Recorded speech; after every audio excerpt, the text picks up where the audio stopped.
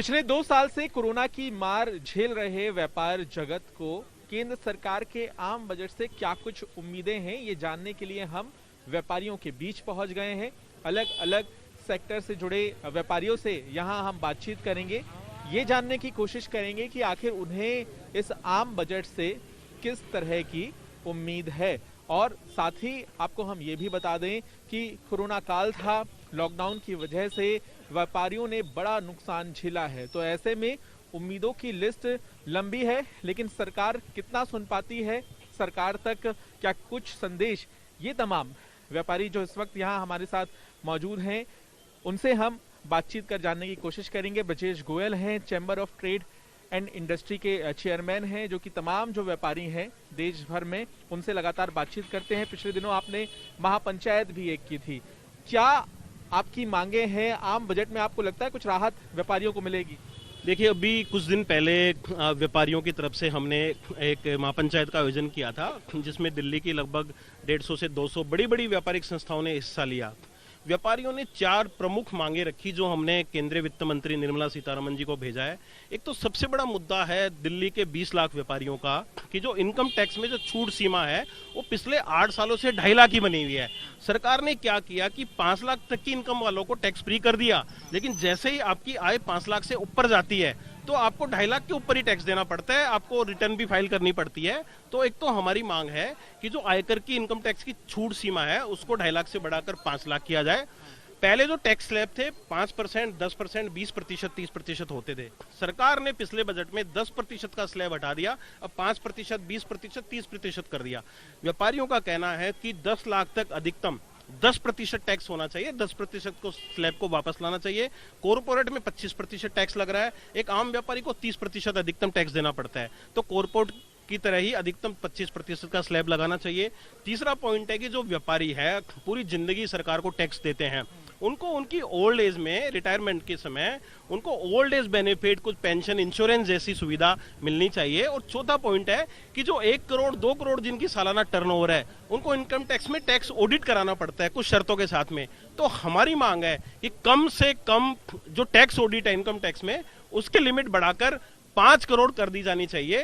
तो ये जो 4 पॉइंट है, मुझे लगता है ये दिल्ली के 20 लाख और देश के 5 करोड़ व्यापारियों की मांग है। अगर केंद्र सरकार कोरोना से जूझते व्यापारियों को कुछ राहत देती है, कुछ मरहम लगाती है, तो मुझे लगता है व्यापारी बहुत सुखी भी महसूस करेंगे और सरकार का धन्यवाद भी करेंगे। एक ही सांस में सब कुछ बोल गए हैं, नेता के गुण भी नजर आते हैं ब्रजेश गोयल के, लेकिन टैक्स की बात उन्होंने की तो हम चार्टेड अकाउंटेंट हैं राकेश गुप्ता जी, ये बताइए कि जब टैक्स की बात होती है तो सब आपके पास आते होंगे, 2 साल से तो आप परेशान होंगे बिल्कुल, लेकिन आपको क्या नजर आता है कि ये जो आम बजट है इसमें सरकार कुछ राहत दे सकती है? चार्टेड अकाउंटेंट के पास जो भी लोग आते हैं वो क्या कुछ उम्मीद लगाए बैठे हैं? देखिए, मैं तो चाहूँगा कि इस वक्त मैं जीएसटी के ऊपर जो सरकार की नाकामयाबी है, कुछ कमियाँ रह गई हैं, उनके ऊपर ध्यान खींचूँ। 3 बातें हैं। एक तो ये है कि जीएसटी के अंदर रिवाइज रिटर्न नहीं है, गलतियाँ होती हैं, रिटर्न फाइल करते वक्त भी गलती हो जाती है, गलतियों को सुधारने का मौका दिया जाना चाहिए। जैसे इनकम टैक्स में रिवाइज रिटर्न है, जीएसटी से पहले के कानूनों में रिवाइज रिटर्न थी, ऐसे ही जीएसटी के अंदर भी रिवाइज रिटर्न को जल्दी से जल्दी लागू हो। एक तो ये मांग हमारी है। दूसरी मांग है कि जीएसटी से पहले कई कानून थे, जैसे दिल्ली में वैट कानून था, उसके अंदर सिंपल रिटर्न हुआ करती थी, सिंगल रिटर्न हुआ करती थी, लेकिन जीएसटी के अंदर रिटर्न्स मल्टीपल हैं, कई रिटर्न्स हैं, जिसकी रिकंसिलिएशन करते करते व्यापारी परेशान हो जाता है। हमारी मांग है कि जीएसटी की रिटर्न्स भी वैट पीरियड के हिसाब से सिंपल और सिंगल होनी चाहिए। तीसरी मांग है कि व्यापारी 2 वर्गों में बटा होता है, एक खरीदार होता है और एक जो विक्रेता होता है, सेलर एंड बायर। बायर के ऊपर बहुत सारी जिम्मेवारियां डाल दी गई हैं कि अपने सेलर की रिटर्न फाइल कराए, अपने सेलर का टैक्स जमा कराए। अगर उसकी रिटर्न लेट होती है तो उसका टैक्स भी बायर से लिया जाता है, नहीं तो उसकी रजिस्ट्रेशन कैंसिल करने का, सस्पेंशन करने का, कैंसिलेशन का अधिकार अधिकारियों को दे दिया गया है। हमारी मांग है कि इन सब चीज़ों से छुटकारा मिले। बिल्कुल, तो कहीं ना कहीं बहुत सारी ऐसी चीजें होती हैं टैक्स से संबंधित जहां पर छूट लोग चाहते हैं। ये आम लोग हैं जो हमारी तमाम इस बातचीत को भी सुन रहे हैं, और ये वो आम लोग हैं जिन्हें भी कल इंतजार रहेगा कि क्या कुछ छूट मिलती है इस बजट में। विनय नारंग हैं, कश्मीरी गेट के प्रधान हैं ये। आप मुझे ये बताइए, जितने व्यापारियों से आपकी बात होती है वो व्यापारी क्या कहते हैं। ऑटोमोबाइल सेक्टर का बहुत बड़ा बाजार है कश्मीरी गेट, यहाँ पर क्या उम्मीद आप लोगों की है बजट से? देखिए, गाड़ियां जो हैं वो अब आम लोगों की डिमांड हो गई है। आम लोगों की डिमांड पे 28% का टैक्स लगा रहे हैं, जो कि सरासर गलत है। इस टैक्स को, जीएसटी को सरकार को कम करना चाहिए। जब से कोरोना लगा तो गाड़ी नेसेसिटी बन गई और सरकार ने हमारी मांग को कभी भी नहीं स्वीकारा। इसको कम टैक्सेशन करना चाहिए।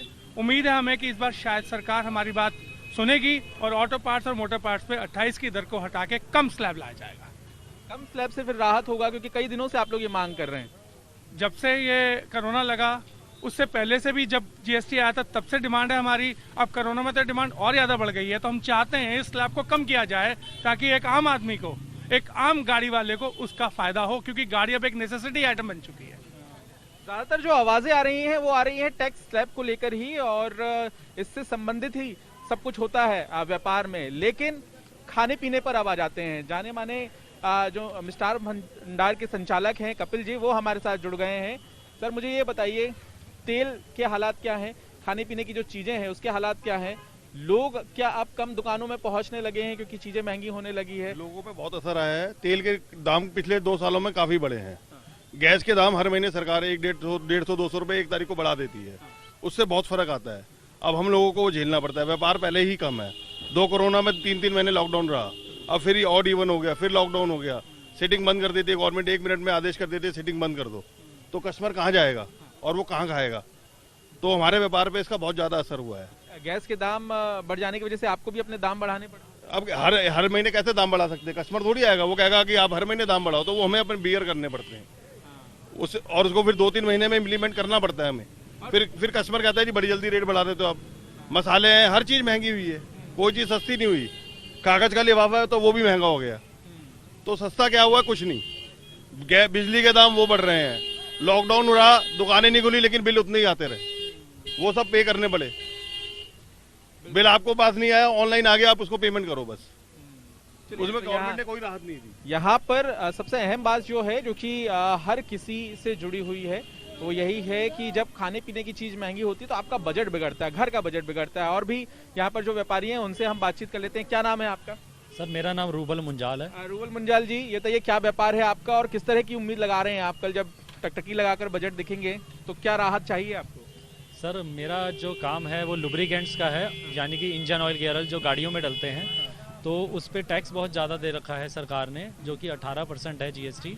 तो हम चाहते हैं वो टैक्स कम से कम होकर 5% पे हो, क्योंकि ये आम आदमियों की ज़रूरत है। गाड़ियों में तेल, इंजन ऑयल, गियर ऑयल सब ये आम आदमियों को डलवाना पड़ता है, तो उस वजह से उनको अपने काम पे भी जाना है, वहाँ से वापस आना है और भी कहीं जाना है, तो ज़्यादा दिक्कत आती है उसमें। चलिए, तो यहाँ पर ये मांगे हैं तमाम व्यापारियों की, और ये ऐसी जगह यहाँ देखिए आप कि तमाम लोग बाजार में आते हैं और सिर्फ दिल्ली ही नहीं, देश भर से खरीदार यहाँ पर पहुँचते हैं।